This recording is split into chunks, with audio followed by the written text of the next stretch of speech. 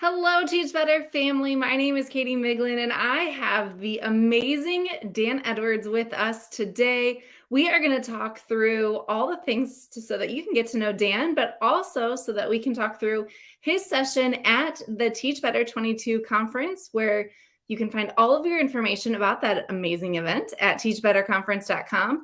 But we will be back in just about 30 seconds or so sit tight. So right now, I want to know if you're ready to teach better. That's the whole mission of this weekend. Just being here ready to learn and grow and come together like this is awesome. What are those small changes that can make you better tomorrow than you were today? All the amazing speakers we have here, wow. So we have a ton of people here who are published authors, who are writing about education. Let's get out there and teach better. Dan, every time I see that intro, it gets me excited, and I'm even more excited to be able to redo some of those things, get some new faces and kind of be able to do that in person. So, welcome everyone. Like I said, my name is Katie Miglin, and I am the Director of Curriculum and Instruction for the Teach Better team. And I have the pleasure of being with Dan Edwards, who is one of our featured speakers for the Teach Better 22 conference this October. Dan, hello, welcome. How are you? Good afternoon over in the States, and good evening to anybody who's watching in the UK. So I've just watched that trailer for the very first time, and I'm very, very excited for two reasons. One, I've never been to Ohio before. And secondly, I think I might be the only UK-based speaker coming to the conference. So I'm pretty excited. I just hope that there's not a language issue, or there's no kind of, we'll work it through together. So I'm totally really I'm really excited. Oh, good. Well, Dan, if people have not had a chance to connect with you, I know you've been in our network for a while, but if people have not had a chance to connect with you, can you tell them a little bit about yourself? Where are you from? I know you said the UK, but kind of what did you do as you had a career change recently, and kind of what your next steps are? Tell us some things about you. Well, I was originally a secondary school teacher, so I trained to teach English and drama from the ages of 14 to 18.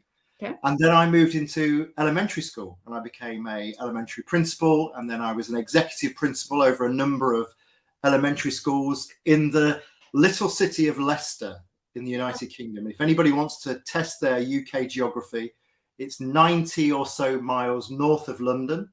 Okay. And it's famous for Richard Attenborough, the Attenborough brothers. Okay. So David Attenborough, Richard Attenborough, who was in Jurassic Park. Oh, yeah. Mm-hmm. And it was also famous for The Elephant Man, interesting enough. If you don't know The Elephant Man, there's a whole story there. There's a film, David Lynch. Anyway, Leicester's famous for many things, and I'm quite excited to come over from Leicester to share a little bit about our history, but also talk a little bit about education and everything about the things that we've gone through over the last 2.5 years during COVID. Yeah, because it has been quite the journey. So, Dan, I know you have kind of switched gears a few times in your kind of career. So went from a teacher then to admin, and now you're kind of stepping away from that role, which is exciting, but means that you've got a lot of information kind of in your tool belt. So as people are prepping for the conference and they're starting to kind of, they're scrolling through the schedule we've got posted at teachbetterconference.com, can you tell us, just give us some insight of what would they expect if they walked into your session besides an amazing accent and a unique personality? What else are they going to get when they kind of come to your session? Well, I hope really that when people come to my session, I believe it's on the Saturday. I think hopefully people will go away reflecting on what we've all been through over the last couple of years in education, and probably looking over the opportunities that we may have missed along the way, the opportunities that actually came out of COVID that perhaps we haven't latched onto as quickly as possible, but hopefully an opportunity to reflect on how much we've achieved and how much we've still got to learn, but also lots of things to celebrate of what we've achieved over the last 2.5 years. So a chance to reflect, but a chance to feel proud about everything we've got through. So I hope when people leave, everybody will kind of go, great, the UK people know what they're talking about. It'd be really nice. And hopefully might be lots of questions about, the Beatles or whatever, but most importantly, a chance for all of us, from a transatlantic point of view, to recognize that the States and the UK were very, very similar in everything we've gone through over the last couple of years. So hopefully a chance to celebrate and a chance to develop international connections. Well, I think that it's so interesting that you kind of want to say you're focusing on reflection, but then also the growth, because I know I'm a big fan on really kind of saying that there was a lot of growth that happened. And while the 2.5 years we just lived through was horrible in so many ways, and I think there was a lot of things that we were like done with, there was lots of opportunities for us to reflect. And I will say all the time, when you're stuck in the same house for months at a time, you only can reflect. And so what good did come out of that? And looking at teaching in a unique way and how we can meet students' needs in a different way, I think is so important that we don't let go of those too quickly. And so I think your session is really going to shine some light on maybe things that we've like too quickly gotten rid of. We quickly kind of went back. I can completely, Katie. Yeah, and I think for me, it's going back, and we've all had to get back onto the treadmill. We've all had to get back into the routines of the things that we knew before. But I think for me, we're facing education in a very, very different way now. Students and pupils and how they interact with learning and how they feel about education and coming to school, and also about how staff feel about being in schools again. We've got a lot to learn, but I think, like I said, there's lots of things that we can celebrate and things that we can just remind ourselves that, these are really golden threads of opportunity that we just need to rediscover again, and make sure that we don't go too far back, that we just don't blossom from everything that we've gone through. Well, right, because it's easy to fall into old habits. It doesn't mean those habits were necessarily good ones. So Completely. Dan, you're getting tons of love in the chat. Andrea, welcome. Brad this is great. Yeah, yes. This is very humbling. Yes. And so when you say being able to connect with people and have some of those, international relationships, I think it's so important to kind of focus on the fact that we will have to grow our network, and being able to do it in person makes it even better. As we learn and reflect, like you've been saying, when you can foster relationship while just standing in a hallway at a conference and talk in person, I think there is something so powerful in that. And so I think it's so fun that you coming over and being able to, we talked about your big journey, your journey over to the States. I think it's going to be memorable, not only that we can make those connections, but also just have those like real conversations and being able to walk out of your session and say, you know what, you're right. There are some things I did during COVID teaching, as we like to call it, that actually were pretty good. And maybe I should go back to some of that. And, maybe some things I was doing before weren't necessarily the best practice. And so maybe I should ditch them for good. I think it's a really good moment to make that intentional kind of pause and reflect. So.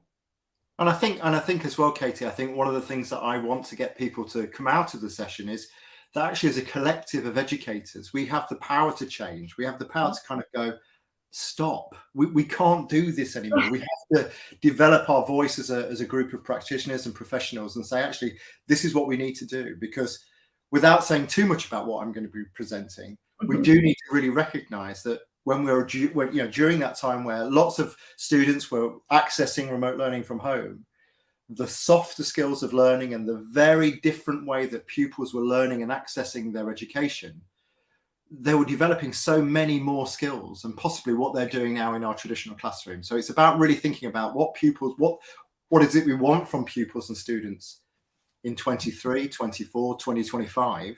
Yeah. And are we now actually delivering what we need to do in the style and pedagogy practice that we need to deliver it? So hopefully a chance for debate, but a chance for reflection as well.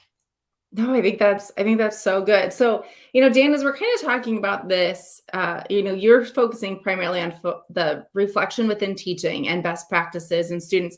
I have to ask, are you one of those people that during the, 8,000 day shutdown, I felt like we were in shutdown mode forever. Did you pick up any hobbies or do anything personally? Some people were those like, I'm going to learn how to do this. Were you one of those people?